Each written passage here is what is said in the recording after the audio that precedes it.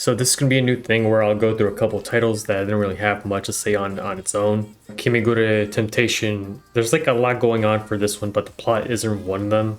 But really, I doubt they were not going for a B-rated horror movie vibe. It's made by Sokis Plus, the branding is confusing, and I probably have parts of it wrong, so I'm not even gonna touch it. But basically, there's three titles that share the same world. Reincarnation, which I had a lot of fun with, Temptation, which is this one, and Akira, which isn't translated yet, and I'm not sure if it ever will be, but I think it's closer related to this one than Reincarnation. Basically, you have a guy that's uncovering a mass suicide mystery. Said guy's only there because he has a high resistance against cursed shit, otherwise they would have gotten a different guy. Anyways, it felt more like they were just having fun with that emote software crap and just slapped the plot on top of it when they dumped almost 200 different animations for the main focal character, Annalise. And that's kind of sad considering the rest of the cast gets zero, especially when they could have done a lot with some of them, like Cooley. Like honestly, I think they only got one CG each. It's also kind of weird that they got some pretty good VAs when half the side characters don't really have that many lines to go through. Though to be fair, one of those characters actually did the best performance in this VN, so maybe that's what they got her. There's a couple themes going on and it'd just be spoilers if I list them. At least one is pretty rare to read through in a sense that's normally either just implied or somewhere in the past or it's downplayed. I searched through the tags on VNDB and a lot of them are just like, yeah, technically this counts, but really that's not what I'm looking for. Half of the endings are redundant to the point where I'd say you can just do one specific bad ending and the true ending and you're set. The interactive component is pretty bare bones and I feel like it's mainly to differentiate between two endings and that's it. I don't think there's ever a downside to just spamming the examine button and talk button until dialogue repeats. I did a small part in a new game where I didn't do any of it and I skipped like some items that they were necessary for and they just bring it into it anyway. It's like, well, he did it himself. It's like, oh, so you're not even letting me fail. And it's like, alright, it's fine, they're important.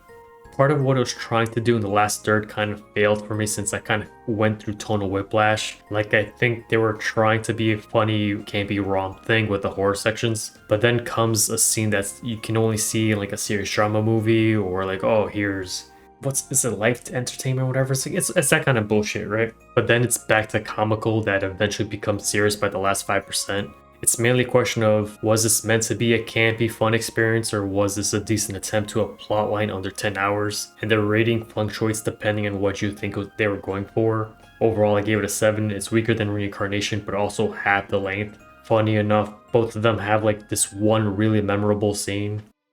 So for Chronicles of Refugia, this is just an episodic title. Only the first chapter was released and was relatively cheap. It's an Otome game, and I think it was around $8 or $9 because it was on discount when it came out. And it's kind of rough, the art is great, and the tracks are snazzy, except only there's like 5 tracks. Sometimes no tracks playing at all, and some of them get way more playtime than the others. Especially I think there's one that was really well done, and I think it's only played once. There's no voices, and I've rated other titles highly without the voices, but I feel like they really should have at least had the main cast voiced.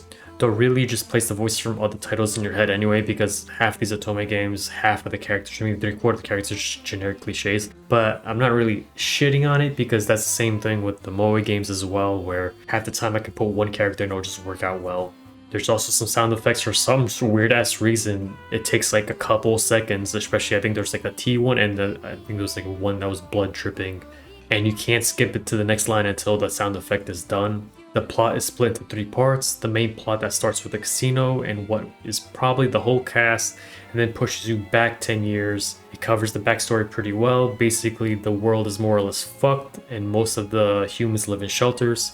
Your cast are non-humans. They don't really reveal everybody's monster type, but it's part of the plot, so I'm not mentioning most of them. It feels like it's going to take forever when I think the main plot went through maybe 1 to 3 weeks. It's also kind of weak because most of it is just exposition and explaining parts of why shit was happening 10 years into the future, or of why the cast is there and their objectives. It works for what it is, but this whole chapter really felt like a prologue for everything else.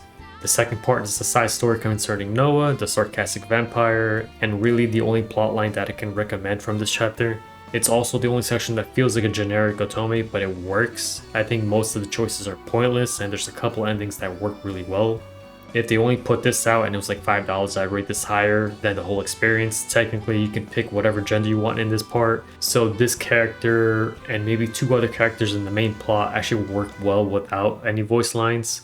The third section feels like it should have been added into a different chapter since the main focal character wasn't even introduced yet. The only reason I can see this being added here is to give perspective for the human side. I gave it a 5. What's here is technically good, but it's not much of it. The character art is great, but I think there's only like 2 CGs and neither of them are in the main plot. Price makes sense considering there's no voices, and it might be a better call because you never know if the VAs are too busy later on, or if there's some delays. Hell, one of them might die, who knows? If you're more of a positive person, you can think maybe the chapters will be more frequent now because there is no voices, so there's less to do. It's mainly left to the scenario writer, right? But I don't think he even sold that well, so I don't know. Who knows? If they put this into Switch, they'd probably make more money than what they did here, but who knows? That's it for these two. If I make another one, it'll probably be in like 3 months or so because I have like 4 other things to push out.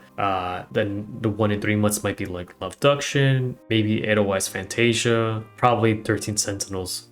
Also, there's going to be a few of them that aren't going to be in YouTube at all. Like Donna will not be in there. Oh, I'm making one for Higurashi, like Chapter 7's not going to be in there either. And I think that's probably all of them.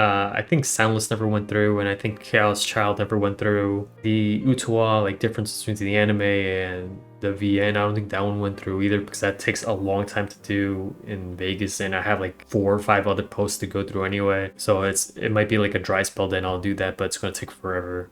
But yeah, that's about it.